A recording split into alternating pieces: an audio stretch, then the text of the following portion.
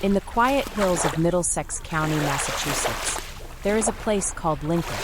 In 1961, it was not unlike many other small towns in New England, modest, tree-lined, and steeped in routine. Back then, the homes were spaced comfortably apart, and the air was filled with the hush of well-kept lives. It was the kind of town where people waved to each other from driveways and left their doors unlocked without thinking twice. Lincoln didn't make headlines. It existed between Boston's shadow and the countryside's calm, known mostly to its residents and barely to the outside world. On Old Bedford Road, one of the winding streets that branched off from Lincoln's modest center, there stood a white colonial-style house. 2 stories, black shutters, a small garden near the front step. It looked like any other family home, quiet, structured, and safe. Inside that house lived Joan Risch, her husband Martin, and their 2 young children, Lillian and David. Joan's life, on the surface, seemed as calm and typical as her neighborhood. She was a homemaker, just 31 years old. Her days were filled with the usual rhythm of parenting 2 small children, keeping house, running errands. But before she arrived in Lincoln, Joan Risch had lived a life touched by more sorrow and resilience than anyone in the town likely knew. She had been born Joan Carolyn Bard on May 12, 1930 in Brooklyn, New York. Her early years were unremarkable until they were suddenly marked by tragedy. When she was just 9 years old, a fire swept through her family's home. Both her parents died in that fire. From that moment, everything changed. She was adopted by relatives and moved to New Jersey, taking their surname, Natras. In this new environment, Joan showed signs of quiet strength. She excelled in school. She was smart, organized, and composed. Someone who didn't speak much of her loss, but carried its weight in a composed, inward way. After finishing high school, Joan went on to attend Wilson College in Pennsylvania. She majored in English literature, and her love for books, especially stories that explored people's inner lives and mysteries, began to deepen. She was particularly drawn to crime fiction and nonfiction, though she never spoke of it as more than a passing interest. Those around her simply saw a bright young woman with an eye for detail and a steady demeanor. After graduating, she moved to New York City, where she found work in publishing. It was the early 1950s, and the industry was bustling. Joan worked her way into editorial positions, eventually becoming an assistant editor. This was also where she met Martin Risch, a business executive with a steady path ahead of him. Their relationship moved forward without drama. In 1956, they got married, and not long after, Joan left her job to focus on building a home and raising a family. By the time they settled in Lincoln in 1959, Joan had adjusted to the quiet of suburban life. She was no longer in the thick of New York's publishing scene. Instead, she was a mother of 2 in a town where life slowed down. She got involved with the local League of Women Voters. She kept up with neighbors. She volunteered at the local library, and she seemed, by all accounts, well-adjusted. But those who spent more time around her noted something else. Joan was always calm, perhaps too calm. She rarely spoke of her past, and when she did, it was in short, clipped phrases. Her children were her focus. Her marriage was stable, though not overly affectionate in public. She often wore cardigans and flats, her hair neatly done, and she always appeared collected, even when juggling the chaos of young children. Joan also kept reading. She borrowed books from the Lincoln Public Library almost weekly, and the titles she chose stood out to the librarians. Not romance novels or light fiction, but detailed accounts of missing persons cases, unsolved disappearances, and women who had walked away from their lives. Titles like Into Thin Air and Disappearance, Diary of a Missing Woman, lined her borrowing record. She never spoke about the books. She returned them on time, picked up the next stack, and left. This quiet but persistent curiosity would later become a point of intense scrutiny. But in 1961, no one thought much of it. Joan was simply another reader with a niche interest. She still made peanut butter sandwiches for her daughter's lunch. She still read bedtime stories to her son. She still drove the family's car into town for groceries and milk. Lincoln, as a town, had little crime. The local paper mostly ran updates about church events, and school board meetings. Police calls were rare and usually minor. The neighbors knew each other by name, and children played freely in their front yards. There were woods nearby, but they were seen as part of the charm, not a threat. People left garden tools outside. Screen doors remained unlatched. In such a setting, Joan Risch's life appeared to be exactly what it looked like: calm, domestic, and uneventful. But the smallest cracks don't always show right away. Joan kept a neat house, but not a spotless one. The Risch family wasn't wealthy, but they were comfortable. Martin worked as an executive for Fitchburg Paper Company, a job that often required travel to New York. His trips were regular, usually overnight, returning by late evening the next day. Joan never seemed anxious about being alone with the children. She kept routines in place. Meals at the same time, laundry folded in the same way, toys tucked back into boxes after playtime. There was no sign, no open expression, that something might have been building beneath that tidy surface. And yet, when people would later look back at her final weeks in Lincoln, a few neighbors mentioned a kind of distance in her eyes. Not sadness exactly, more like a quiet preoccupation. Something was on her mind, though she never gave voice to it. She never confided in friends or hinted to her husband that anything was wrong. If she was unhappy, it didn't show in arguments or missed appointments. Her life moved with the same smooth rhythm, day after day. Joan's children, Lillian and David, were still very young, 4 and 2 respectively. Most of her time was wrapped around their routines: getting Lillian to nursery school, taking David to the park, preparing small lunches, and keeping their world safe and predictable. Neighbors sometimes saw her walking with a stroller, always calm, always quiet. She wasn't known for socializing beyond polite conversation. She wasn't the type to linger at someone's doorstep. And while her children were always well cared for, Joan herself seemed faintly distant, as if her thoughts were always slightly elsewhere. In photographs from that time, her expression is mild and reserved. Eyes steady, but without that spark of ease or openness. There were no arguments overheard, no financial problems that anyone could see. Martin described their marriage as normal. He later told police that Joan never gave him reason to think she was troubled or restless. But there were moments, small and hard to quantify, where her presence didn't fully match her surroundings, where she looked just briefly like someone waiting for something. It was October now. The leaves had started to turn. The air had the first bite of fall, and Lincoln had settled into its usual seasonal routine. Halloween decorations were going up. Parents were talking about costumes. The last few sunny afternoons were being enjoyed before winter set in. No one, not even Joan herself, seemed to know that her time in Lincoln was quietly nearing its end. The days leading up to October 24th, 1961, passed with little distinction in the Risch household. There were no obvious warning signs, no loud disruptions. Joan's routines remained steady, almost mechanical in their repetition. She was a mother who moved through her days with practiced ease: morning chores, children's needs, grocery runs, returning books to the library. Still, if you looked closely, there were small details that, in hindsight, stood out. Joan had borrowed 4 books from the Lincoln Public Library earlier that month. All of them were about disappearances. Stories of people, mostly women, who had vanished, some later found, some never seen again. One book was about a woman who left her family without a trace and started a new life under an assumed identity. Another covered unsolved disappearances from across the country. At the time, no one thought much of her choices. The librarian remembered Joan as polite and quiet. She didn't discuss the books. She didn't linger. She returned what she read on time and picked out new titles. There was no suggestion that her reading choices were anything other than private curiosity. But it's one of the few things that later investigators would return to. Her husband, Martin Risch, had no idea she was reading about disappearances.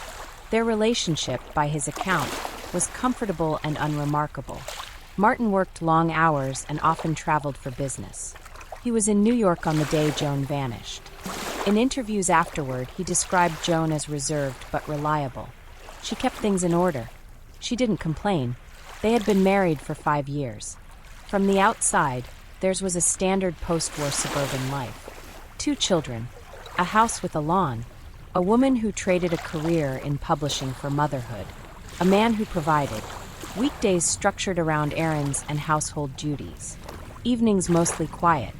On Sunday, October 22nd, 2 days before Joan disappeared, the family had hosted a small cookout in the backyard. Nothing elaborate, just neighbors and their children. The weather had been mild. Photos from that day show Joan smiling faintly. She wore a blue sweater, her dark hair pulled back. No one at the gathering noticed anything unusual. Joan chatted with the other mothers, kept an eye on her children, helped clear the plates when it was done. She didn't appear distracted or anxious. But then again, Joan rarely did. She had always been composed, even when tired. Neighbors sometimes remarked that she seemed a little distant, but never rude. Just quiet, the kind of woman who kept to herself unless prompted. Not cold, just separate. That cookout was likely the last time most people saw her. Monday, October 23rd came and went without note. Joan stayed home with the children. She made calls to a neighbor and to the dentist to confirm an appointment. She picked up a few things at the store. The day ended as it usually did. Martin packed his suitcase for his Tuesday morning trip to New York. Joan laid out clothes for the children. They watched some television. Nothing out of the ordinary. But on Tuesday, October 24th, the day she vanished, small moments began to stack up. That morning, Martin left the house at around 6:50 a.m. He drove to Logan Airport to catch a flight to Manhattan. Joan got up not long after and began her usual routine. She gave the children breakfast and dressed them. Around 9 a.m., she brought her daughter Lillian, aged 4, across the street to play at the Barker household, a common arrangement among neighbors with small children. At 9:15 a.m., she drove into town with her son David, 2 years old. She had a dental appointment at Dr. William Meyer's office in Bedford. That appointment was confirmed and completed as planned. Afterward, she stopped at the nearby department store to buy a few household items. Receipts would later confirm her purchases, stationery, and an item of children's clothing. Around 11:15 a.m., Joan returned home. She retrieved David from the car, brought him inside, and settled back into the day. From that point forward, the timeline becomes both clearer and more complicated. At around 11:45 a.m., Barbara Barker, the neighbor whose home Lillian had been visiting, looked across the street and saw Joan standing in her driveway. Joan was apparently chasing after her son, who wore a bright red overcoat. Barbara thought nothing of it. She returned to her chores. This would be the last confirmed sighting of Joan Risch. From noon onward, small details emerged, scattered across time. At 12:45 p.m., a delivery man from Raytheon Corporation reported seeing a woman matching Joan's description standing near a parked car at the end of Old Bedford Road. She appeared to be pacing or moving slightly back and forth, he said, but he didn't think much of it. He couldn't recall if the woman was Joan. At 2:15 p.m., Barbara Barker walked Lillian back across the street to the Risch home. The front door was ajar. Inside, the house was silent. Barbara called Joan's name, but got no reply. She walked around cautiously and found David crying in his crib upstairs, unattended but unharmed. She then went downstairs and entered the kitchen. There, she saw something that stopped her cold. The kitchen was in disarray. Blood was smeared across the floor and on the lower part of the walls. A telephone had been ripped from its mount and tossed into the wastebasket. A table had been pushed slightly out of place. A roll of paper towels lay unfurled on the linoleum. Yet there was no sign of Joan. No body. No note. Just blood, disorder, and absence. Barbara quickly returned to her home and called the police. Within minutes, officers from the Lincoln Police Department arrived and began securing the scene. It was immediately clear that this was not a simple domestic accident. The amount of blood was not massive, but it was enough to suggest that an injury had occurred. Detectives noted smears that looked like someone had either been dragged or had tried to steady themselves while moving toward the garage. A partial blood trail extended from the kitchen to the driveway, but it stopped abruptly. There were no clear tire tracks, no footprints leading away, nothing that suggested where Joan had gone. or how. The children were taken to a neighbor's house. Martin Risch, still in New York, was notified by phone. He rushed home as quickly as he could. That evening, as darkness fell across Old Bedford Road, the search began. Flashlights swept through the woods. Officers walked the perimeter of nearby fields. Dogs were brought in to track her scent, but they found nothing conclusive. Joan Risch had vanished from her home in the middle of the day, in a safe town on a quiet street, without anyone hearing a scream or seeing a struggle. The blood, the books, the silence, none of it made sense. As investigators moved into the following days, they began trying to piece together how an ordinary woman, living an ordinary life, could disappear so completely. As the sun rose over Lincoln on the morning of October 25th, the Risch home no longer felt like part of the quiet, predictable neighborhood it had always belonged to. Police tape now marked off the entrance. Officers stood in the driveway. Neighbors, once used to strolling by with their dogs or waving from cars, passed more slowly. Something had shifted on Old Bedford Road. People whispered. Parents held their children closer. The illusion of safety had fractured. Inside the house, investigators moved methodically. The kitchen, still the heart of the mystery, remained the focus. The bloodstains were carefully photographed. Samples were taken for analysis. It was determined that the amount of blood present could realistically have come from a wound that, while serious, was not necessarily fatal. There were no signs of a break-in, no forced doors, no broken windows. Nothing of value had been taken.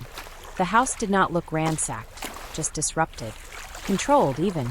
It was the kind of scene that offered too many possibilities and too few answers. Detectives walked through the rest of the home. Joan's bedroom looked untouched. Her purse was still there. Her wallet, identification, and personal belongings were undisturbed. Her car was parked in the driveway. The keys were still inside the house. There was no note, no indication of planning, nothing to suggest where she had gone or why. Martin Risch returned from New York that afternoon. His reaction, by all accounts, was one of shock and confusion. He was not hysterical. He was not disoriented. But he was stunned. He walked through the house with police. He answered their questions. Yes, Joan had seemed fine that morning. No, they hadn't argued. Yes, she had been reading books about disappearances. But he hadn't thought anything of it. No, there was no history of mental illness, no medication, no prior incidents. No, she wouldn't have left the children willingly. He said all of this quietly, with steadiness. But as hours turned into days and Joan didn't return, the weight of uncertainty began to settle. The police expanded their search. Over the next 48 hours, more than 100 officers, volunteers, and local residents joined the effort. They searched the woods behind the Risch home. They combed the fields along Old Bedford Road. Helicopters flew overhead. Bloodhounds were used to follow potential scent trails, but none led to any discovery. Several nearby construction sites were searched. Wells and drainage ditches were checked. Nothing turned up. Then there were the calls. As Joan's photo began appearing in newspapers across the state, police stations started receiving reports of possible sightings.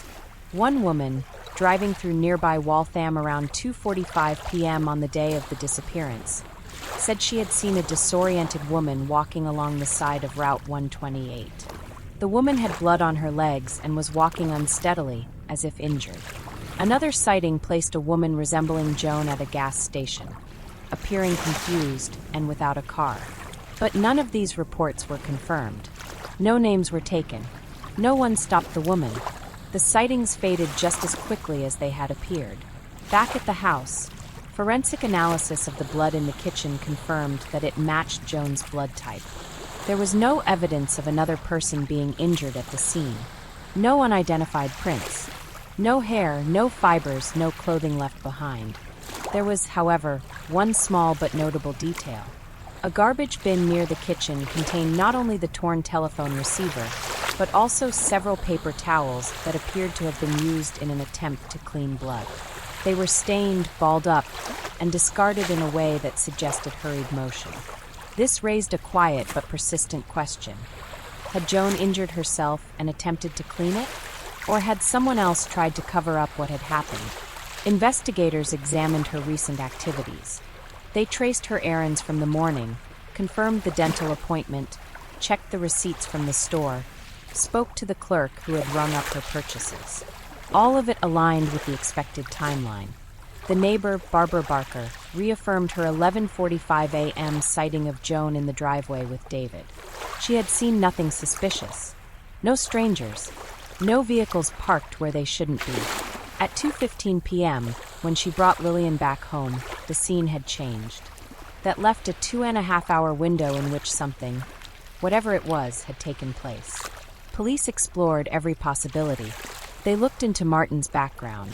He had no criminal record, no financial problems, no known affairs, no motive. His alibi in New York was verified. He had been attending meetings with colleagues all afternoon. They looked into Joan's past, her life before Massachusetts, her early trauma, the fire that had taken her parents, her adoption, her college years. But there was nothing in those records to suggest instability or risk. Still, there was a pattern starting to form, even if it remained vague. Joan had suffered early trauma. She had worked in publishing, reading and editing narratives. She had been reading extensively about women who disappeared. She had access to books about staging one's own vanishing. She had checked out titles that described how to mislead an investigation. And yet, she had made no obvious preparations. Her bank accounts remained untouched. No luggage had disappeared. No transportation was missing. No tickets purchased. Everything about the scene contradicted itself. If she had staged her disappearance, why leave blood? Why leave the children? Why make it look violent? If she had been abducted, why was there no struggle? Why no witnesses? If it was something else, some unknown event, some sudden psychological break, why were the signs so subtle? The town held its breath. By the end of that first week, posters with Joan's image had been circulated as far as New Hampshire and Connecticut. Her photograph showed a woman with a calm, composed face, dark hair, a slight smile, eyes that seemed both kind and distant. She was 5'7", around 120 pounds. Last seen wearing a gray skirt and a blue blouse. The description remained constant, but the questions kept multiplying. There were no ransom notes, no strange calls, no confessions, just silence. And in that silence, the story of Joan Risch began to shift, from a case to a mystery. As October came to a close, the leaves in Lincoln began to fall steadily from the trees, covering lawns and driveways in quiet layers. The seasonal rhythm continued, almost indifferent to what had happened on Old Bedford Road. Children returned to school. Parents resumed their routines. But in one home, the silence deepened. Martin Risch stayed in the house. He had little choice. Lillian and David were still so young, 4 and 2, and they needed consistency. He arranged for help from relatives and neighbors, who came in shifts to assist with the children and the meals. But his movements were no longer private. Each step he took seemed to carry a gaze. Each choice, each statement he made, passed through an invisible filter of suspicion, even if unspoken. The Lincoln Police Department continued to work the case, but soon requested assistance from the Massachusetts State Police. The local resources had been exhausted. The lack of physical evidence was a major limitation. No murder weapon, no witness accounts of violence, no forensics pointing toward a stranger's presence. In the absence of facts, investigators began working through theory. One possibility was voluntary disappearance. It seemed unlikely. Joan had no money missing, no getaway car, and no friends or family with knowledge of an escape plan. Yet her borrowed library books about missing persons complicated the matter. Investigators noted one volume in particular, a case study involving a woman who had staged her own disappearance by smearing blood and leaving behind a chaotic scene before vanishing into a new life. Another possibility was suicide, but there was no body, no note, no clear method.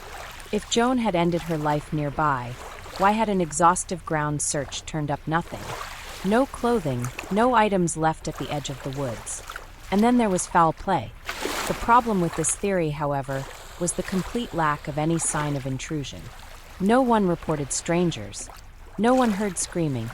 and the dogs brought in to track scent had only made it as far as the driveway before losing the trail.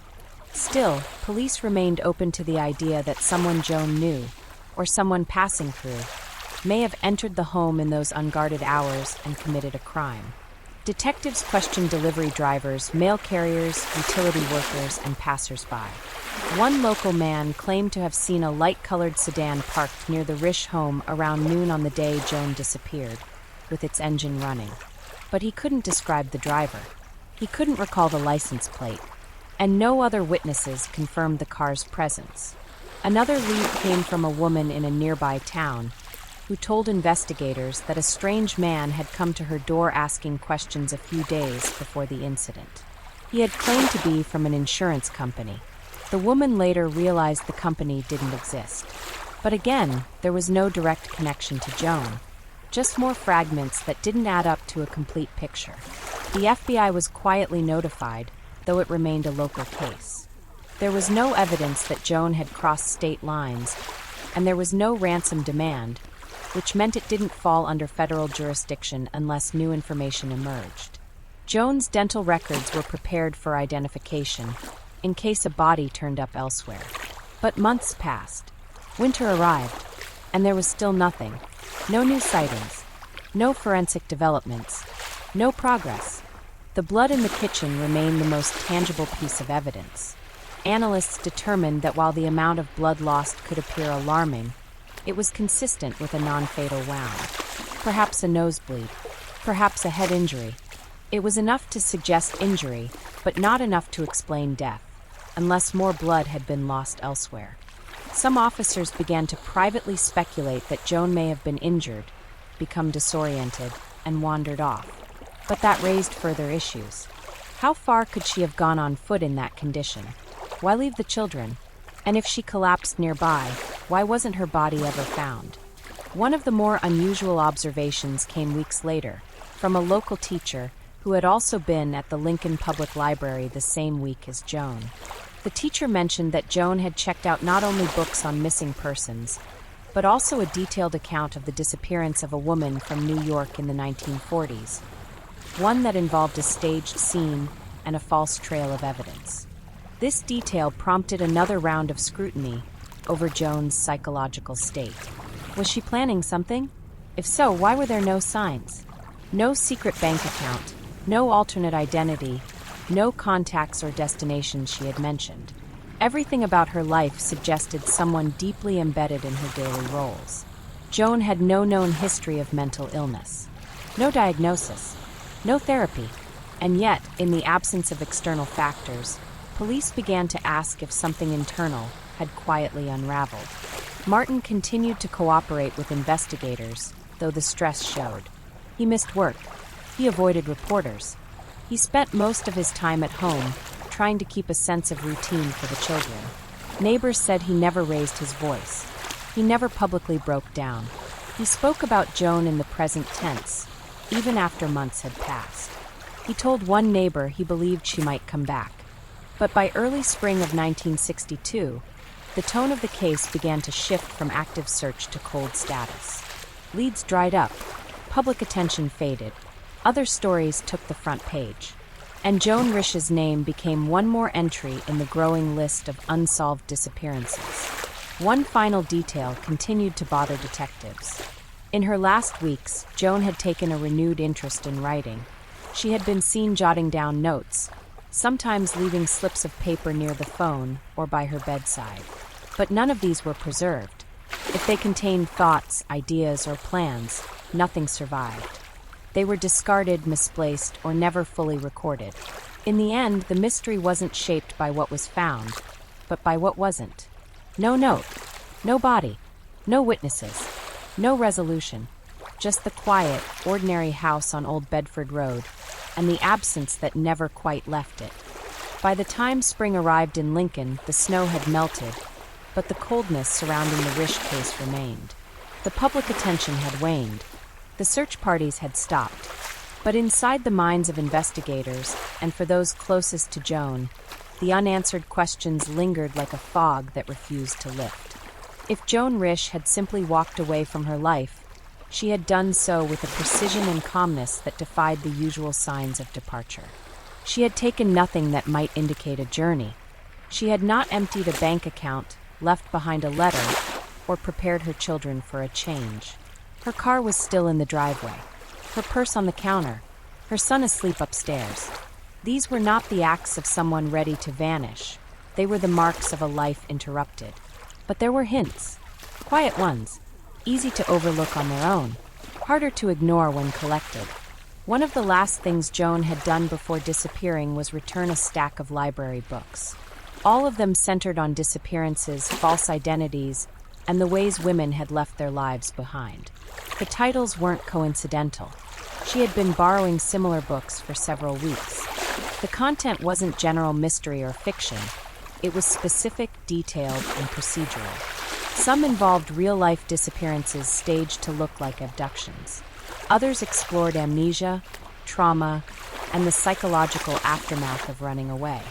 To those investigating the case, this raised a difficult question. Could Joan have been rehearsing something? If so, she had left no clear evidence of planning. No maps, no instructions, no train or bus tickets. But perhaps she hadn't needed them. Detectives began revisiting her schedule in the days before she vanished. Nothing stood out at first glance. But looking closer, they noted the efficiency with which Joan had kept things moving. Her routines that Tuesday had been so normal they almost felt premeditated. Drop off Lillian, drive to the dentist, pick up a few items, return home. A quiet rhythm that placed her in public view at key intervals, enough to establish a timeline. Her final purchases that morning, stationery, children's clothes, weren't out of the ordinary. But the small notepads she bought were never found in the house. Police couldn't determine if she'd used them. Had she written something down? Had she taken one with her? One theory quietly proposed within the department was that Joan may have planned not to disappear forever, but rather to step away, temporarily. A break, a retreat, something private, unknown to even her husband. Perhaps she had suffered a moment of crisis and tried to remove herself from the pressure. If this was true, something may have gone wrong. An accident, a miscalculation, an unintended injury or fatal error in her plan. But no trace had turned up to support that version either. There was another detail, too. A woman, middle-aged, not from Lincoln, contacted police with a strange observation. She said she had seen someone matching Joan's description at a bus stop in Boston later that week. The woman had looked lost, the caller said. Disoriented. She had a small bag and was wearing clothes that didn't quite match. The woman disappeared into the crowd before she could say anything further. Police followed up, but there were no records of Joan purchasing a bus ticket. No baggage claims. No sightings that could be confirmed. Just another moment, possibly connected, possibly not. Meanwhile, detectives pressed further into Joan's psychological history. They interviewed people who had known her in college, former co-workers from her publishing days in New York. Everyone described her as intelligent, quiet, capable. No one reported instability. No breakdowns. No erratic behavior. But there was a recurring thread. Joan had always been intensely private. She rarely discussed her emotions. She dealt with stress by internalizing it, retreating rather than confronting. This temperament, some thought, could mask a deeper struggle. Something that built slowly over time. A dissatisfaction, perhaps, with the routine of domestic life. A feeling of being lost in the role of wife and mother. Joan had once worked in a vibrant industry. She had lived in Manhattan. She had edited books, made decisions, shaped stories. Now her days were filled with chores, childcare, and quiet repetition. It wasn't uncommon in those years for women to feel dislocated in their own homes. The expectations of motherhood and suburban life could leave little room for personal identity. Joan never complained of this, but she didn't need to. The books she chose, the solitary way she read them, the intensity with which she returned again and again to the same themes, they all pointed to something unresolved. Still, this remained theory. Investigators couldn't act on it. There was no proof, and that, more than anything, defined the Risch case. Everything led to possibility, but nothing led to certainty. Even Joan's final known sighting, a brief glimpse by Barbara Barker of Joan in the driveway, chasing after David, was oddly ambiguous. Joan had seemed calm, not distressed. She was wearing what she usually wore. There was no urgency in her movements. Just a mother guiding her toddler back toward the house. Then nothing. The scene inside the kitchen, discovered 2 hours later, was what confused investigators most. The blood trail suggested movement, not collapse. The smears showed that someone had stood, knelt, or reached out, perhaps bracing themselves. It did not look like the site of a fatal event. And yet, it also did not look like a place where someone had casually walked away. The phone receiver, ripped from the wall and thrown into the trash, was another contradiction. If someone had entered the house and harmed Joan, why not simply disable the phone and leave it hanging? Why discard it altogether? If Joan had done this herself, what had prompted the act? Was it part of a staged scene? Or the result of panic? As the days turned into weeks, Joan Risch began fielding more questions. Not just from the police, but from reporters. Journalists had started to latch onto the story, drawn by its contradictions and eerie calm. A woman disappears from her kitchen in broad daylight, with her child upstairs, and leaves behind a blood trail, a torn telephone, and no note. It didn't sound real, but it was. Martin kept his answers short. He didn't accuse. He didn't speculate. He said only that he believed Joan had suffered some kind of mental break, that she had never done anything irrational before, but that people are complex, and sometimes even those we know best keep things buried. He continued to hope, or at least he said he did.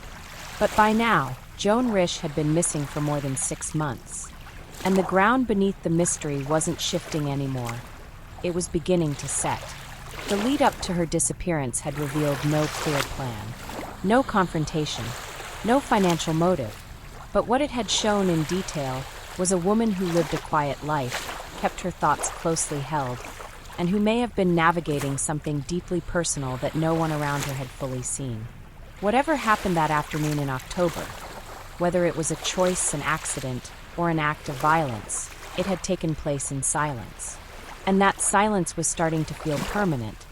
Tuesday, October 24th, 1961, began like most days in the Risch household. The sun rose over Lincoln, Massachusetts, casting a pale glow through the windows of the white colonial-style house on Old Bedford Road. The morning was cool, autumn air drifting through the thin glass panes. Inside, Joan Risch moved through her morning quietly, as she often did, preparing breakfast for the children, gathering their clothes, washing up.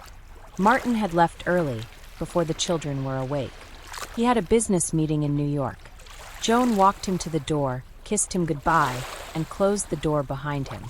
Nothing in her demeanor, according to Martin, had suggested that the day would unfold as anything other than routine. Joan's daughter, Lillian, was 4 years old. She would be spending the morning with the Barkers across the street. Joan dressed her, packed a small bag with a snack, and walked her over shortly after 9 a.m. Her 2-year-old son, David, remained with her. Around 9:15 a.m., Joan strapped him into the car seat of the family's blue Chevrolet and headed into Bedford, about 15 minutes away. Her appointment with Dr. Mayer, her dentist, was for 10 a.m. The visit was unremarkable. She was calm, polite, and left on time. There was no bleeding, no sign of illness, no complaint beyond mild dental maintenance. Afterward, she stopped at a local department store. There, she purchased 2 items, stationery and a child's article of clothing. The clerk remembered her. Nothing stood out. She paid in cash.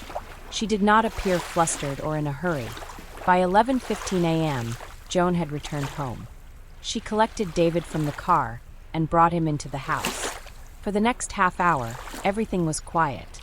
At 11:45 a.m., Barbara Barker, the neighbor across the street, looked out her window and saw Joan outside in the driveway. She appeared to be guiding David toward the house. He was wearing a bright red overcoat. Joan looked composed. There was no urgency, just a mother and child on a typical day. It was the last confirmed sighting of Joan Risch. From noon onward, the timeline becomes a careful reconstruction. Not built from direct observations, but from inference, physical evidence, and the void where facts should be. Some time after returning home, Joan entered the kitchen.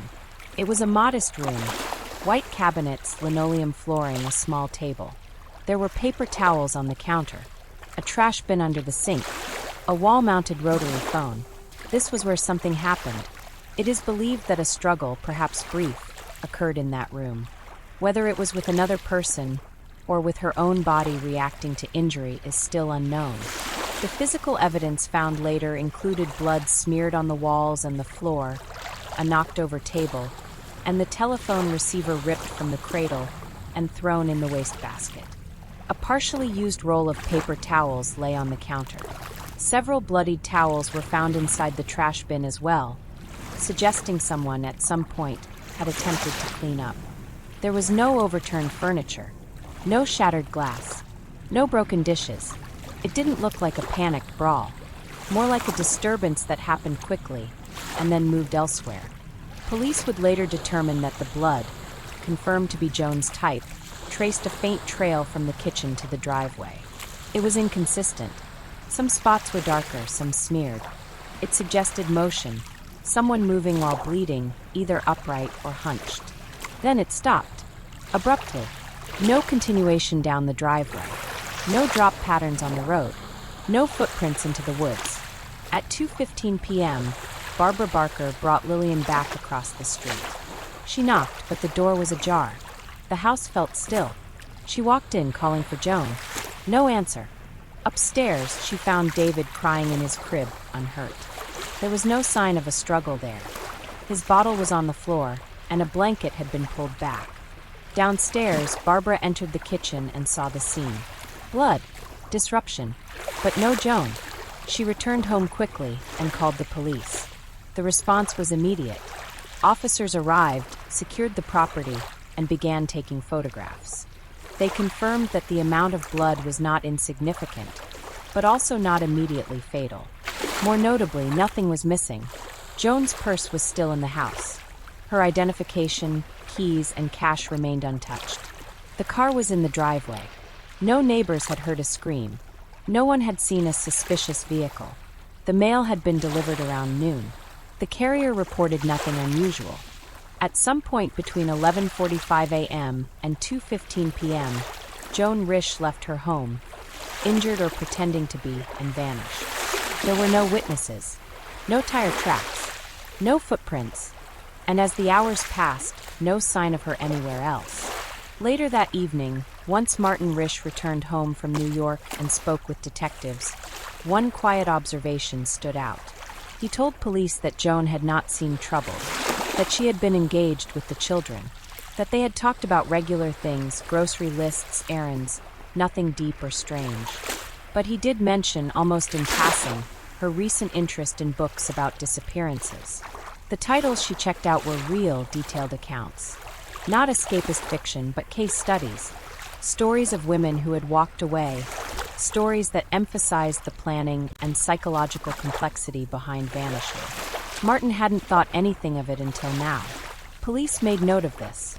It added a strange texture to what was already a contradictory scene. If Joan had been harmed, where was the perpetrator's entry or exit? Why was there no sign of forced entry, no trace of another person? If Joan had harmed herself, where had she gone? If she had planned this, if she had staged her disappearance to mirror the books she had read, why choose a method so messy, so visible? And why leave the children? That question became the anchor in every conversation, every theory, every police memo. Why would a devoted mother leave her children behind? Joan Risch had been, by all reports, deeply committed to her role as a mother.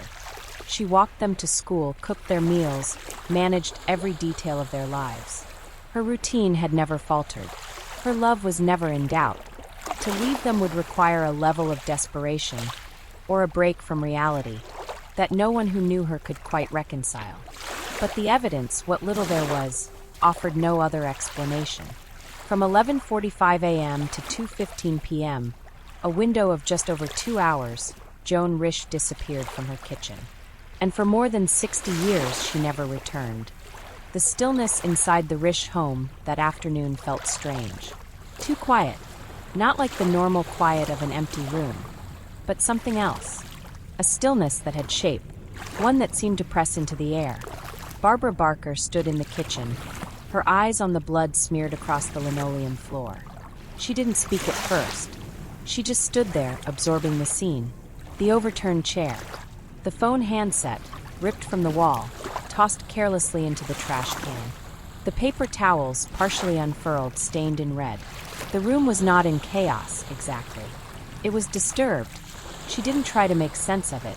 She simply turned and left. Back at her house across the street, Barbara dialed the Lincoln Police Department.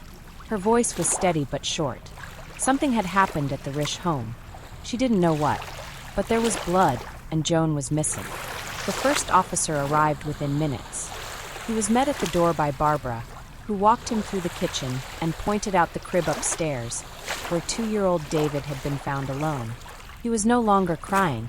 A neighbor was holding him gently, trying not to let him sense the tension building in the house.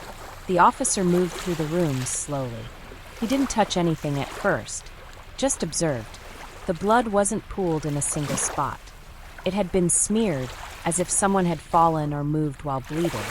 A line of droplets extended from the kitchen doorway toward the garage entrance. The trail was thin. Then it vanished. More officers arrived. The house was quietly secured. No sirens. No loud orders. Just a methodical sealing off of rooms. Curtains drawn shut. Doors closed.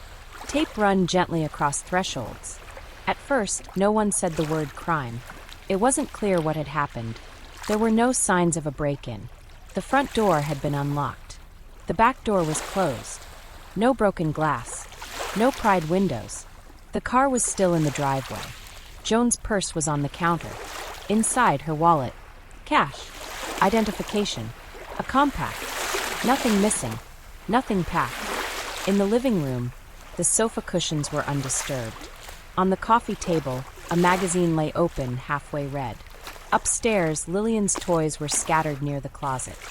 A folded laundry pile sat neatly at the end of the master bed. It looked like a house frozen in the middle of an ordinary day. At 4 p.m., the first detective from the Massachusetts State Police arrived on the scene. He was briefed quietly by local officers. Nothing stolen. No signs of forced entry. A moderate amount of blood, enough to indicate injury but not conclusive. The detective asked to see the kitchen first. He walked slowly around the space, careful not to step in the wrong spots. He noted the trash can, the blood-stained paper towels, the small table with one chair pushed awkwardly back. He asked whether anyone had attempted to clean the blood. No, came the answer. That's how it was found. Then came the trail. It led from the kitchen doorway, past a small utility closet, through the narrow hall leading to the garage. The smears were inconsistent, more of a touch pattern than a path, like someone steadying themselves as they walked, rather than being dragged. Outside, the driveway was checked. Nothing unusual. The Chevrolet was locked. The grass showed no disturbance. There were no tire marks beyond what could have been made at any time. The mailbox was full. The front step had a few leaves scattered across it, undisturbed. A perimeter was established around the house. Officers began canvassing the area, knocking on doors quietly. Residents were asked if they'd seen anything. Any vehicles parked nearby, any unusual visitors, any strangers walking the road. No one had. The milkman who made deliveries on Old Bedford Road had been by earlier that morning. He remembered seeing Joan's car in the driveway. Nothing out of the ordinary. He hadn't seen her, but that wasn't unusual. The mail carrier passed by just after noon. The mailbox had been empty when he opened it. He placed the mail inside, closed it, and moved on. He remembered no one outside. No one at the door.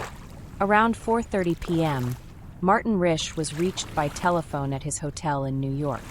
He was told there was a situation at home, that Joan was missing, that the police were involved. Martin didn't say much. He asked how the children were. Then he said he would be on the next available flight. By evening, as the last of the daylight slipped behind the trees, the Risch home had become a quiet staging ground. A detective sat at the dining room table, sketching a basic floor plan. Another stood at the doorway to the kitchen, arms crossed. Outside, a few neighbors watched from their porches, their children ushered inside early. Officers moved carefully through the garage. Nothing was found. No disturbed items, no blood trail, no signs of anyone having exited that way. The scent dogs brought in later would pick up a faint trail, but it stopped at the edge of the driveway. Beyond that, nothing. No trace. The hours stretched. No ambulance. No body. No suspect. Just absence.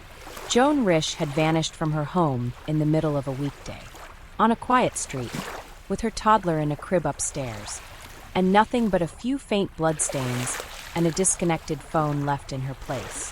When Martin arrived late that night, he entered the house slowly. He didn't ask for explanations.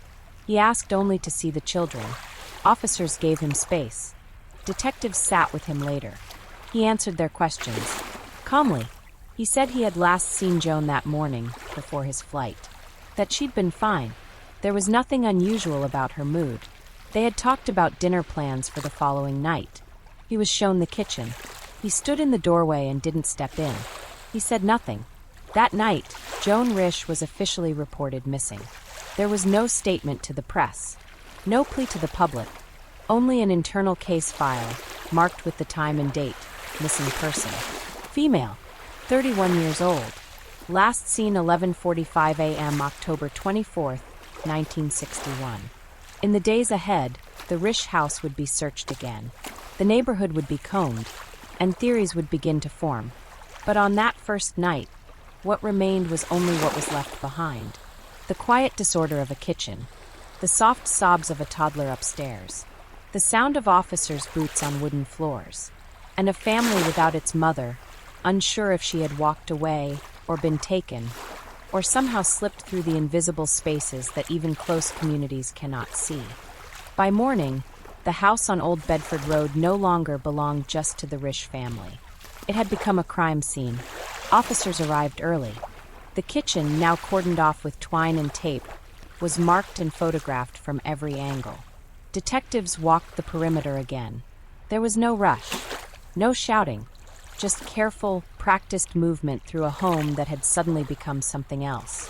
The Lincoln Police Department, recognizing the complexity of what they were facing, officially requested assistance from the Massachusetts State Police. A team of experienced investigators was brought in.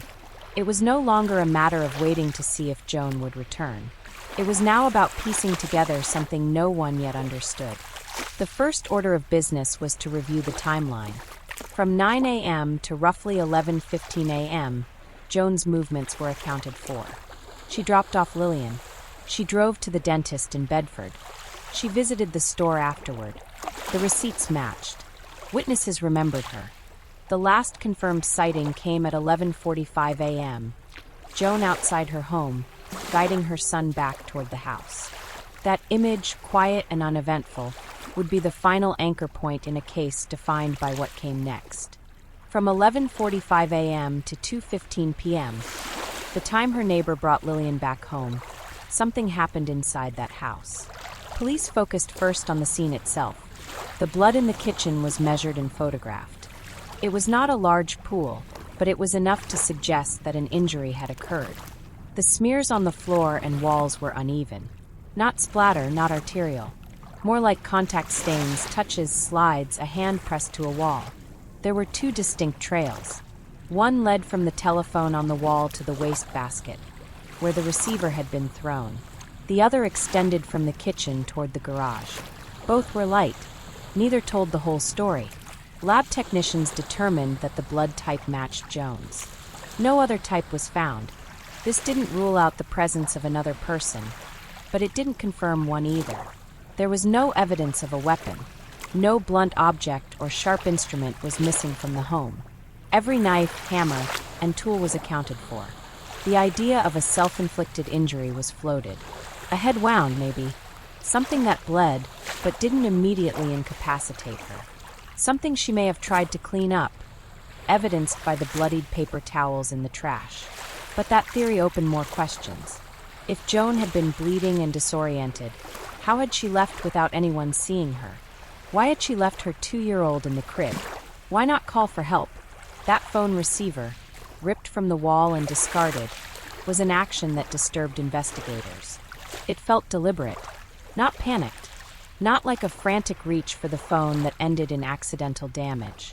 It had been pulled out at the base and placed, not dropped, into the trash. The idea of staging began to take shape. A team was assigned to walk the neighborhood, door by door, asking residents, most of whom were familiar with the Risch family, if they had seen or heard anything strange. A few reported seeing a car parked near the end of the street that afternoon, a light-colored sedan engine idling. But no one could describe the driver. No plate number. Nothing else to follow. Another woman from a nearby town came forward with a sighting. She had seen a woman matching Joan's description walking along a nearby road around 2:45 p.m. the same day. The woman was unsteady, she said. Her clothes were rumpled. She appeared to be bleeding or bruised on her legs. The sighting, though unconfirmed, matched the rough time frame of Joan's disappearance. Still, police couldn't confirm it.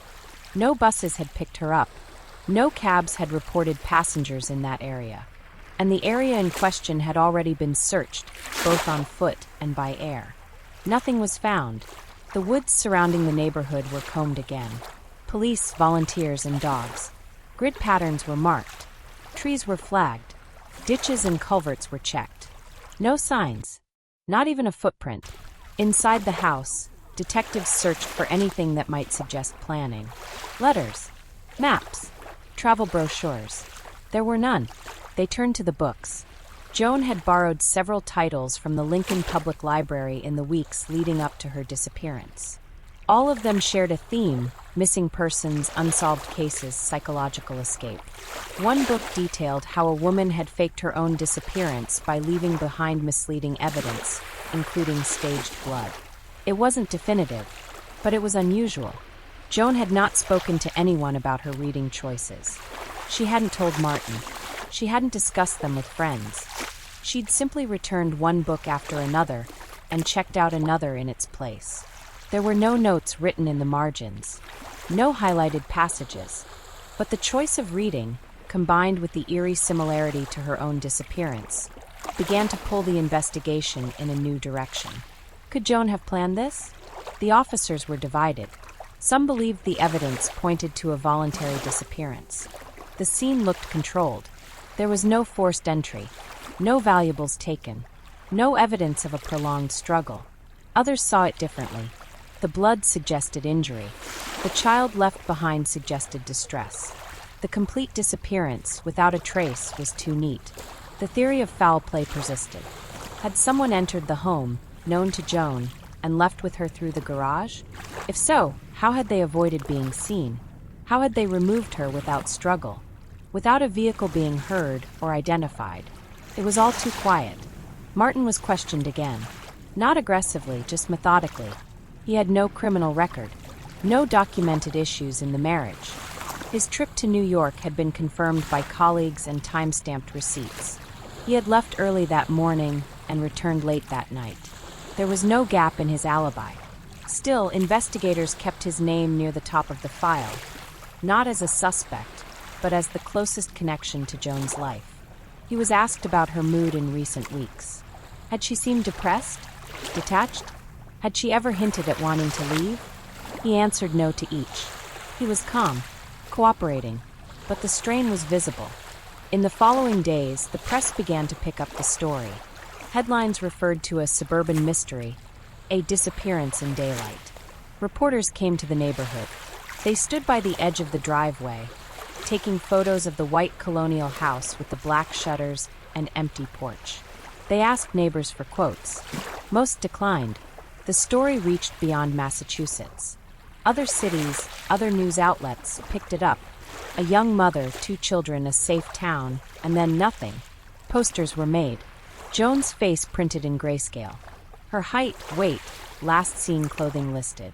Distributed to post offices, bus stations, state lines. Tips came in, as they always do in cases like this. A woman seen in Vermont. A woman in New York. None of them led anywhere. None of them were Joan. By the end of that first week, the case had a file number. It had a timeline. It had physical evidence, partial blood typing, witness statements, and detailed reports. But it had no conclusion. The kitchen told a story, but not a complete one. The investigators kept coming back to the same problem. No body. No witness. No confession. Just the house. The trail. The gap in time. The story of Joan Risch had moved from being a local emergency to a regional mystery. And it was only beginning to settle into the space between presence and loss, where so many unsolved cases eventually live. By November, the trees had gone bare in Lincoln. Wind rustled through their branches, dry leaves swept along curbs and driveways, and the first hints of winter began to creep into the mornings. The white colonial house on Old Bedford Road remained quiet, its front windows closed against the cold, the driveway empty except for the family car that hadn't moved since October 24th. Inside, the house remained much the same. Joan's slippers sat by the bedroom door. Her reading glasses rested on the nightstand, next to a worn paperback with its spine curled back. In the hall closet, her coat still hung from its hook. The silence of her absence had started to set into the walls. The investigation was still active, but already shifting. The first rush of search efforts had passed. The physical searches through woods and fields had turned up nothing. The scent trails, tested multiple times by trained dogs, had always ended the same way. At the driveway, where Joan Risch had last touched solid ground. Detectives began focusing on the deeper threads, habits, patterns, records. They spoke again with Martin. They reviewed Joan's checkbook, her correspondence, her library records. Her bank account showed no recent withdrawals beyond ordinary purchases. There were no secret accounts, no missing funds, no purchases that hinted at travel or preparation. They reached out to the library again. The same librarian, soft-spoken and careful with her memory, recalled Joan's visits. Once a week, often with a child in tow, she'd return books and check out new ones. Always quiet, always polite, she'd borrowed a dozen books over the past 6 weeks. Half of them were focused on disappearance, memoirs, case studies, true crime nonfiction. Some described women who had vanished and reappeared years later. Others explored criminal staging. One described how blood can be used to mislead an investigation. Joan returned all of them on time. Investigators found this troubling, but incomplete. The books raised possibility, not certainty. No notes were found inside. No highlighted passages. No borrowed materials had been kept. If Joan had used these books as instruction, she had done so with precision, leaving behind no evidence of planning, no personal outlines, no signals to anyone close to her. She had simply read them, returned them, and disappeared. Detectives interviewed her former co-workers from New York. They spoke of Joan's intellect, her discipline. She'd been serious, detail-oriented, well-liked. She had never spoken much about her childhood. The death of her parents in the fire, her adoption afterward. These were parts of her history she rarely mentioned. One former colleague recalled Joan being very private. She kept herself tidy, kept her desk tidy, and kept her life tidy, she said. But she never let anyone see too far in. That perhaps was the center of it. Even those closest to her had never really seen her inner life. The media coverage grew quieter. The first wave of headlines had passed. News cycles moved on, but the story continued to hold a quiet grip on those who followed it closely.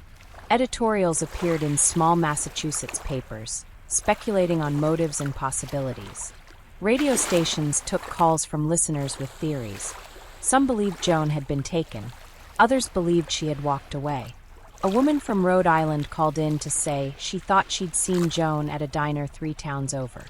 She said the woman had ordered coffee and left in a hurry. Police followed up. The woman was located. It wasn't Joan.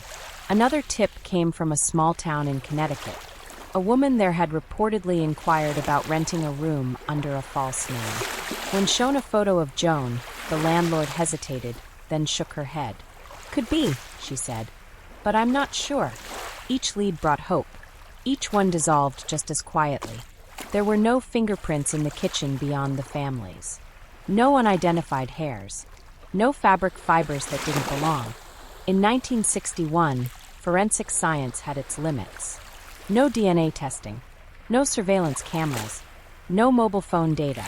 The case depended on eyes, memory, and paper trails. The FBI remained unofficially aware, but it was still a state case. Without proof of abduction, ransom, or crossing state lines, it didn't meet the criteria for federal involvement. One idea, proposed quietly in meetings but rarely voiced publicly, was the possibility that Joan had experienced a dissociative break. A fugue state, something sudden and overwhelming, triggered by stress, by memory, by a psychological fracture left unspoken for years. It would explain the calm exterior, the meticulous routines, the unreadable stillness. But again, it was theory. Nothing in Joan's past supported a diagnosis. She had no documented trauma beyond the loss of her parents decades earlier. No known mental illness. No prescription medications. No history of erratic behavior. Martin, who continued to live in the home with the children, maintained his composure. He gave few interviews. He declined requests to appear on camera. He focused on maintaining stability for Lillian and David. Neighbors noted his quietness. He was polite, reserved, always seemed tired. He rarely spoke of Joan, at least not aloud, but he kept her things where they were. Her coat, her books, her shoes by the door. Investigators continued checking missing persons reports across state lines. Every time an unidentified woman was found, living under another name, hospitalized, found in trouble, Joan's file was reopened. But each time it was ruled out. Wrong height, wrong hair, wrong age, wrong blood type. At one point, a newspaper in Boston published a long-form feature about the case. It ran on a Sunday above the fold. The article listed every known detail. The books, the timeline, the blood, the lack of witnesses. At the bottom, a single sentence asked, "How does a woman vanish in her own home without a single sound?" There was no answer. By the end of the year, the case was still open, but no longer urgent. It had entered that quiet phase where time becomes the investigator, where answers are expected to come slowly, if at all. The house on Old Bedford Road remained unchanged. A wreath went up for the holidays. Snow fell on the yard.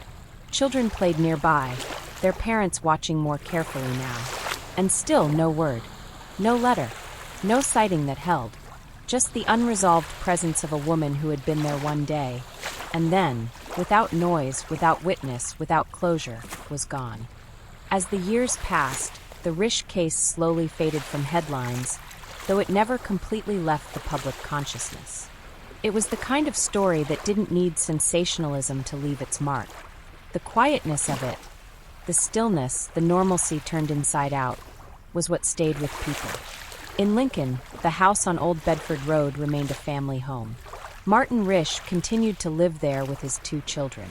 Lillian started school. David learned to ride a bike. The neighborhood aged around them. Inside the home, not much changed. Joan's books were still on the shelf.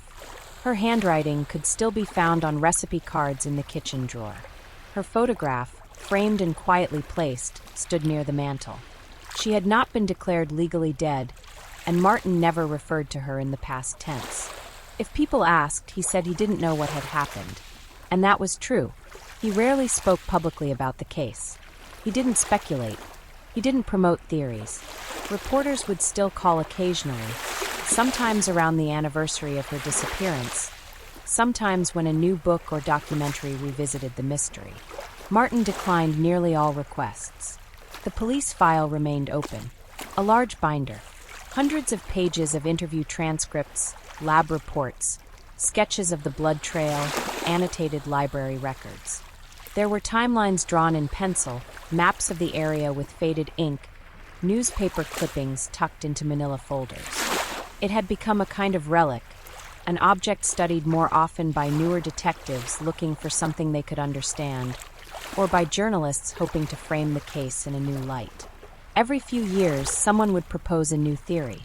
Some believed she had died accidentally, and that her body had simply never been found. They pointed to the woods, the construction sites that had since been paved over, the possibility of an undiscovered well or culvert. Others returned to the idea of a voluntary disappearance. They saw the books, the paper trail, the absence of panic, and wondered if Joan had simply outthought everyone around her, if she had created just enough evidence to mislead and then vanished cleanly. But there were problems with every theory. If she had died near home, why had the search turned up nothing? If she had left voluntarily, how had she done so without money, transportation, or assistance? And if someone had taken her, how had they done so in daylight in a quiet town without a single scream or witness? The case sat at the intersection of too many possibilities. And in that space, the mystery only grew heavier with time. Local newspapers would occasionally revisit it, especially in October. They'd publish retrospectives with headlines like, "Still Missing After 10 Years," or "The Woman Who Walked into Thin Air." These articles didn't offer new evidence. They simply repeated the timeline, the scene, the known details. Over time, they began to sound like rituals more than reports. In 1975, 14 years after Joan disappeared, her case file was re-reviewed by a task force examining cold cases across the state. They found no new leads. No new evidence had emerged. They closed the review with a note: no additional findings. Subject remains missing. By then, Lincoln had changed. More homes had been built. Traffic on Route 2 had increased.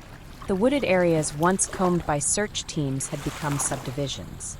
But the street where Joan had lived still felt quiet. The house was maintained, the lawn trimmed. It remained an ordinary home, tucked behind a row of trees. Theories continued to surface in books and small television segments. One writer focused on the idea of a psychological break.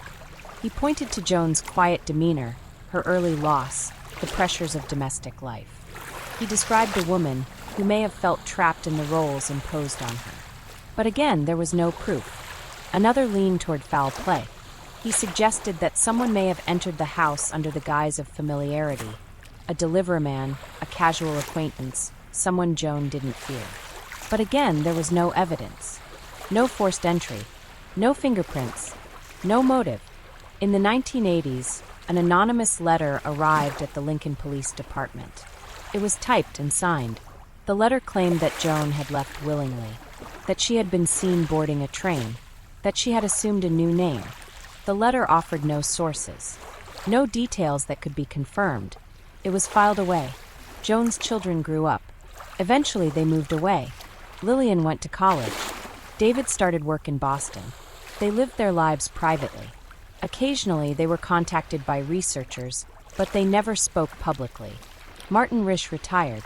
He remained in the house until age and health required him to move. He never remarried.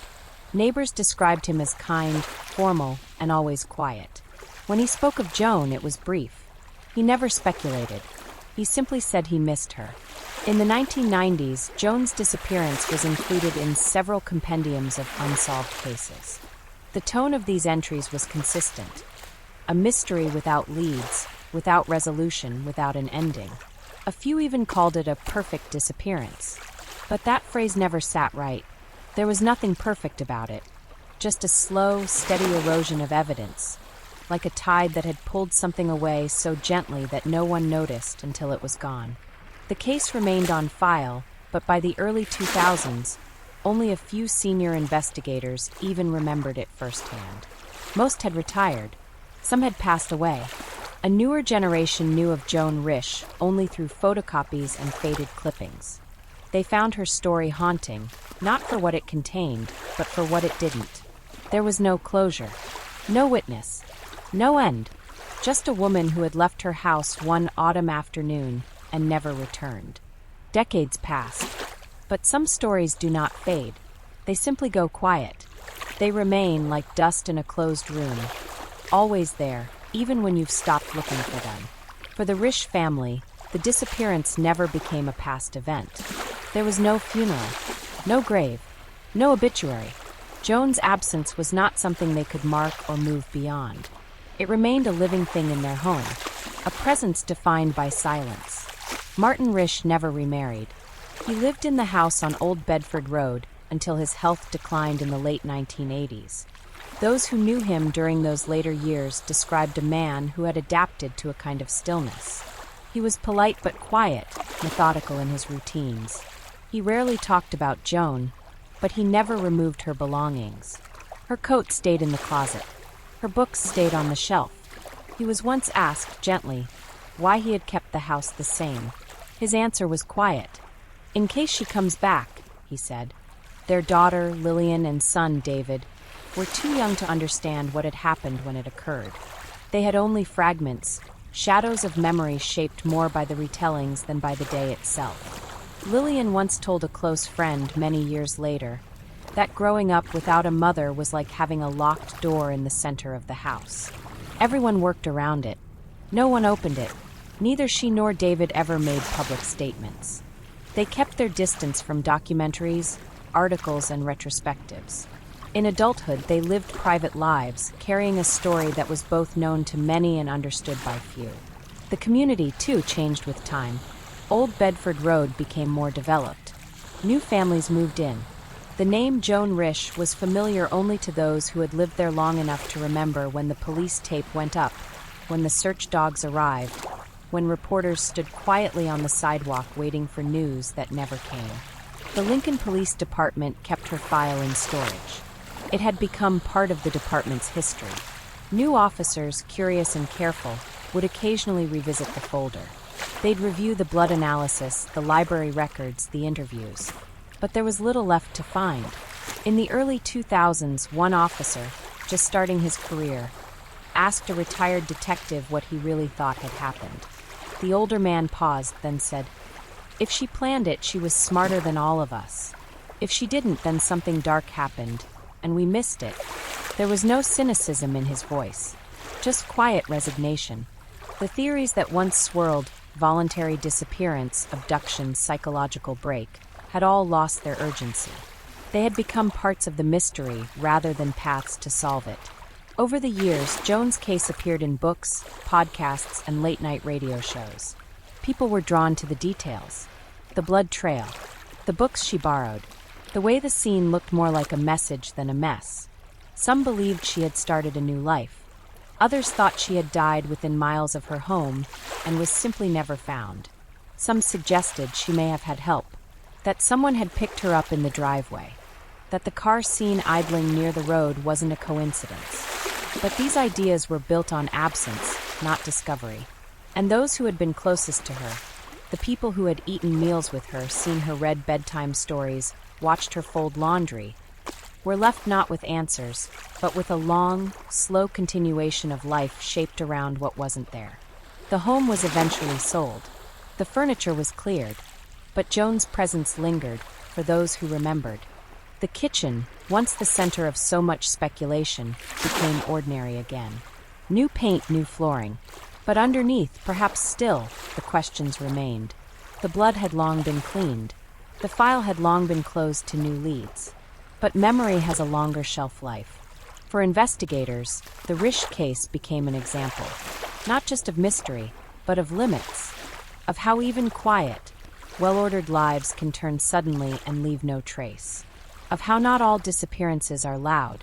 Some are gentle, precise, silent, and for her family, the disappearance was not a question to be answered, but a shape to be lived with. Joan Risch did not become a symbol.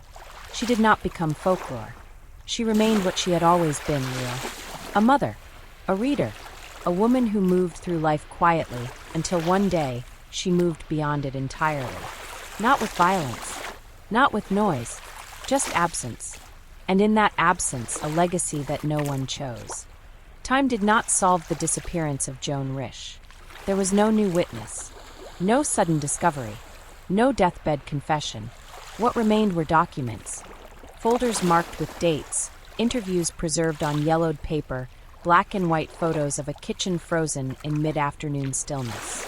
Her case was never closed in any formal way, but it became quietly historical.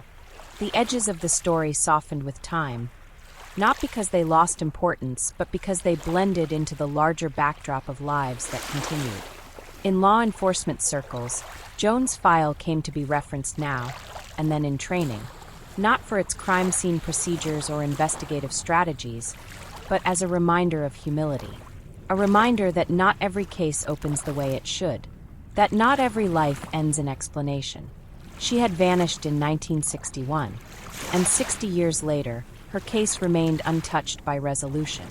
The home on Old Bedford Road, now owned by others, no longer bore the visible weight of what had happened there. The kitchen was remodeled, the garden regrown. There were new children, new voices in the hallway. But beneath the layers of paint and flooring, the house remembered. It held a history that no renovation could erase. Each October, some remembered. Former neighbors, retired officers, those who had been children in the neighborhood at the time.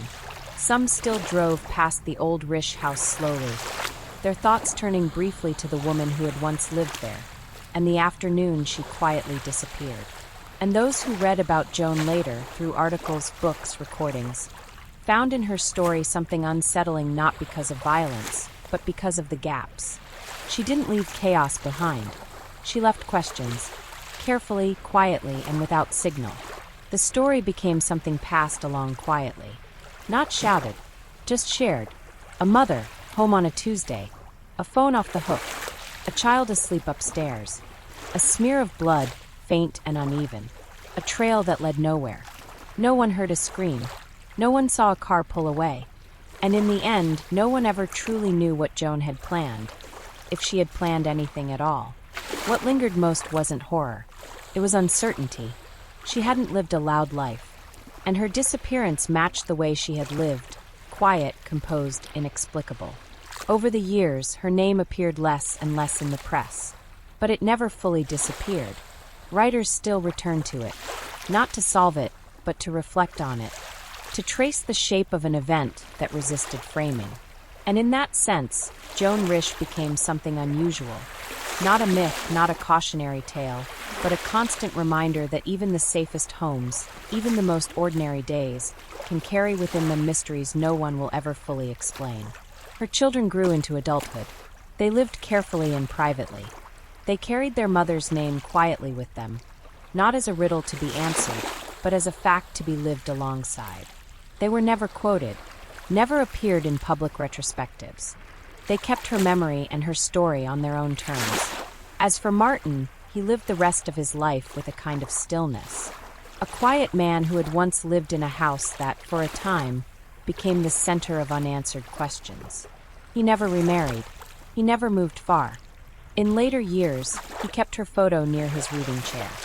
He once told a visitor that he still wasn't sure if Joan had died, or had gone somewhere she felt she needed to be. He said he had stopped waiting, but he had never stopped wondering. Today, Joan Risch's story remains unsolved. It exists not in the urgency of crime thrillers or in the archives of forensic breakthroughs, but in something simpler. It lives in the weight of not knowing, in the way a quiet life can suddenly go missing, in the silence left behind when every question remains unanswered. There is no ending to this story, only the stillness that follows a closing door, and the knowledge that sometimes people vanish, not into chaos, but into mystery.